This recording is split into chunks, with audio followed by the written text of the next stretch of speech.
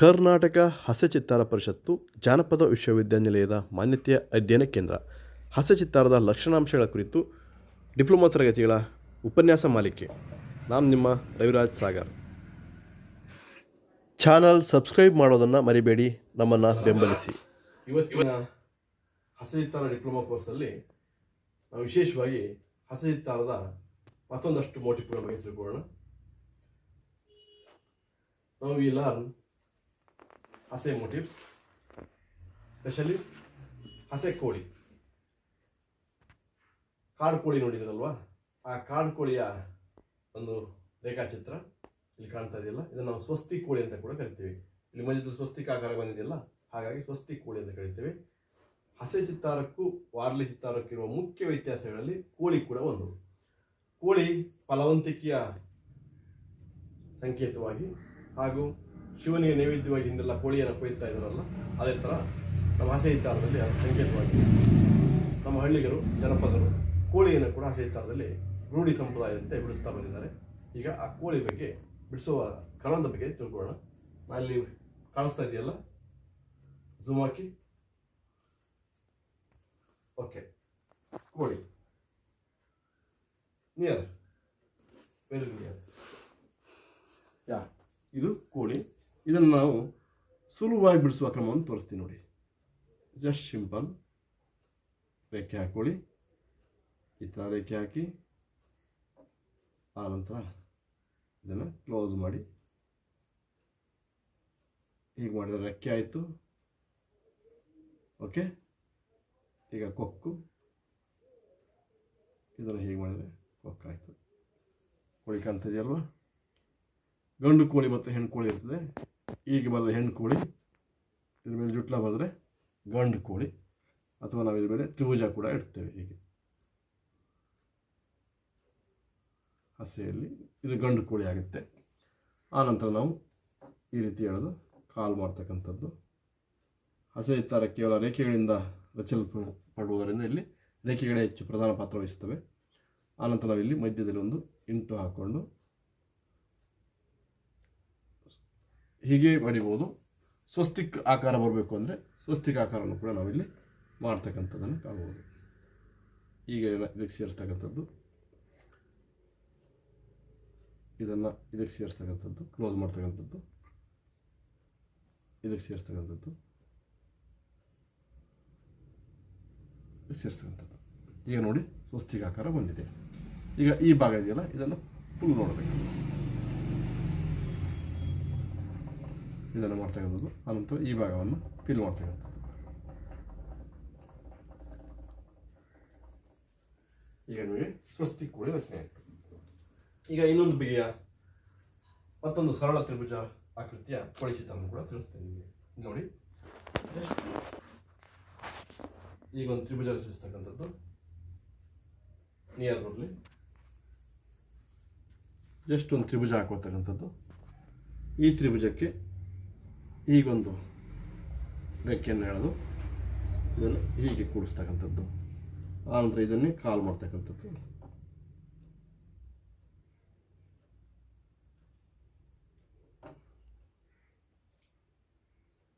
ಇದರ ಒಳಗಡೆ ನೀಲಿ ಕೊಚ್ಚುಗಳನ್ನು ಮಾಡ್ತಕ್ಕಂಥದ್ದು.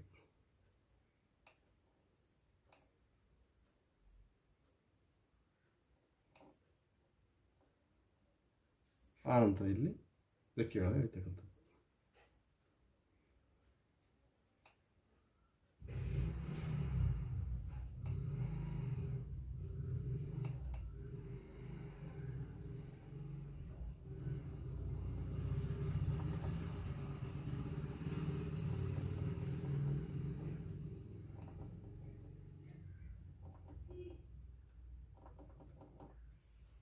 ಈ ರೀತಿ ಸಿಂಪಲ್ ಆಗಿ ಕಾಡು ಕೋಳಿ ಚಿತ್ರವನ್ನು ಬರೀತಕ್ಕಂಥದ್ದು. ಇನ್ನು ಹಲವಾರು ವಿಧದ ಕೋಳಿಗಳನ್ನು ನಾವು ಬಿಡಿಸಲಿಕ್ಕೆ ಸಾಧ್ಯತೆ ಇದೆ.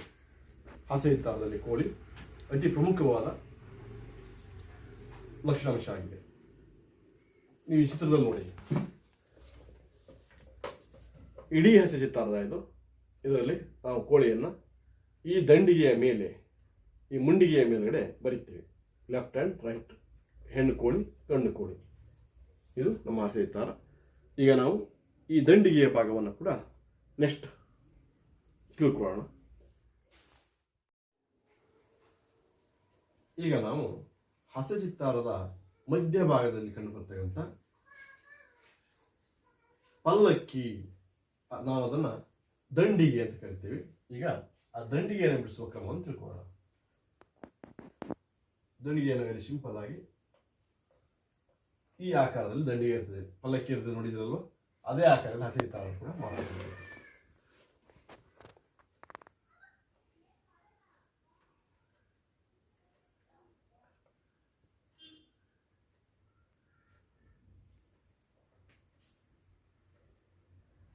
ಇಷ್ಟು ಹಾಕೊಂಡ್ರೆ ಪಲ್ಲಕ್ಕಿ ರೆಡಿ ಅಂತ ಅರ್ಥ.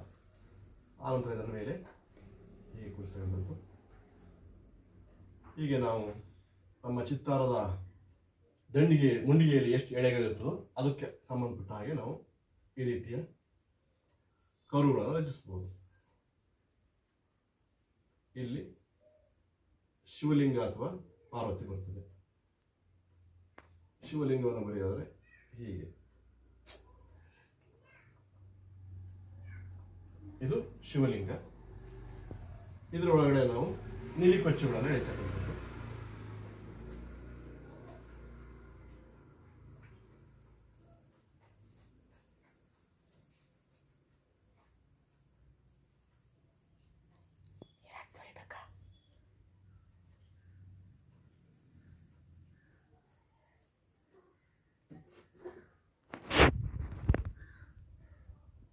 ನಾನೀಗ ತುಂಬ ವೇಗವಾಗಿ ಅರ್ಜೆಂಟಿಗೆ ನೀಲಿಕೊಚ್ಚುಗಳನ್ನು ಹೇಳ್ತಾ ಇದ್ದೀನಿ. ನೀವು ನಿಧಾನವಾಗಿ ನೀಟಾಗಿ ಹಾಕಬೇಕಾಗುತ್ತೆ.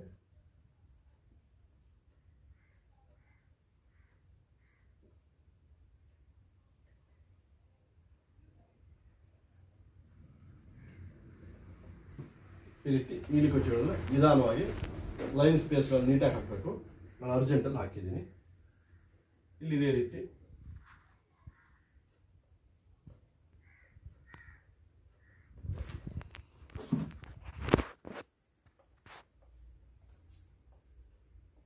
ಬೆಟ್ಟದ ಸಾಲನ್ನು ಬರೀತಕ್ಕಂಥದ್ದು.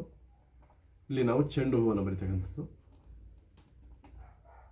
ಇದನ್ನು ನಾವು ಚೆಂಡು ಹೂ ಸಾಲು ಅಂತೀವಿ.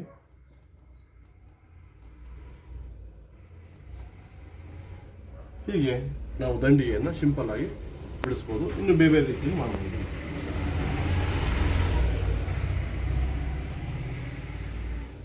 ಗರಗ ಸಾಲನ್ನು ಬರೀಬೋದು.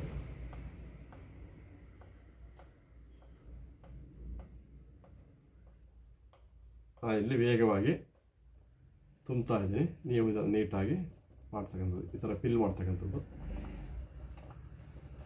ಈ ತ್ರಿಭುಜಗಳಿಗೆ ಫಿಲ್ ಮಾಡಬೇಕು. ಇಲ್ಲಿ ನಾವು ಪಲ್ಲಕ್ಕಿಯನ್ನು ಹೊತ್ತವ್ರನ್ನ ಕೂಡ ಬರೀಬೋದು.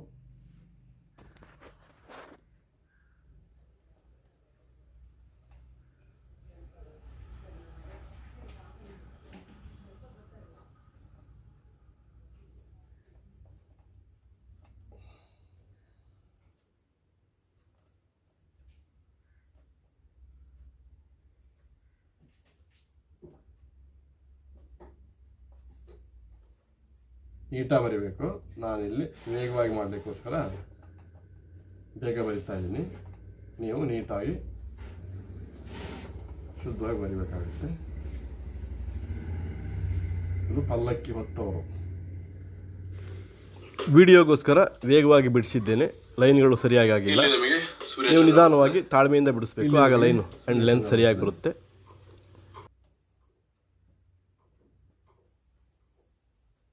ಸೂರ್ಯ, ಚಂದ್ರ,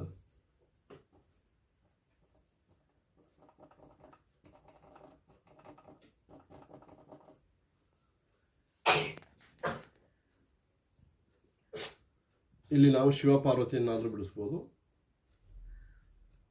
ಶಿವಲಿಂಗವನ್ನಾದರೂ ಬರಿಬೋದು.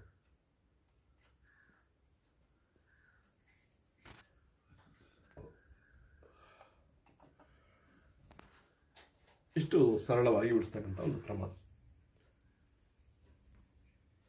ನೋಡಿ, ಇಲ್ಲಿ ನೋಡ್ತಾ ಇದ್ರಲ್ಲ, ಇದು ನಮ್ಮ ಇಡಿಯಾದ ದಂಡಿಗೆ ಕಾಣಿಸ್ತಾ ಇದೆಯಲ್ವಾ, ಪಲ್ಲಕ್ಕಿ ಅಥವಾ ದಂಡಿಗೆ. ಇದು ಶಿವಲಿಂಗ. ಶಿವನ ಗುಡಿ ಚಿತ್ರ ಅಥವಾ ಗೋಪುರ ಚಿತ್ರ ಬರೆಯುವಾಗ ಈ ರೀತಿ ಬರಿತೇವೆ. ಮುಂಡಿಗೆ ಹಸೆ ಚಿತ್ರ ಬರೆಯುವಾಗ ಈ ರೀತಿ ಪಲ್ಲಕ್ಕಿಯನ್ನು ಈ ರೀತಿ ಬರಿತೇವೆ ದಂಡಿಗೆಯನ್ನು.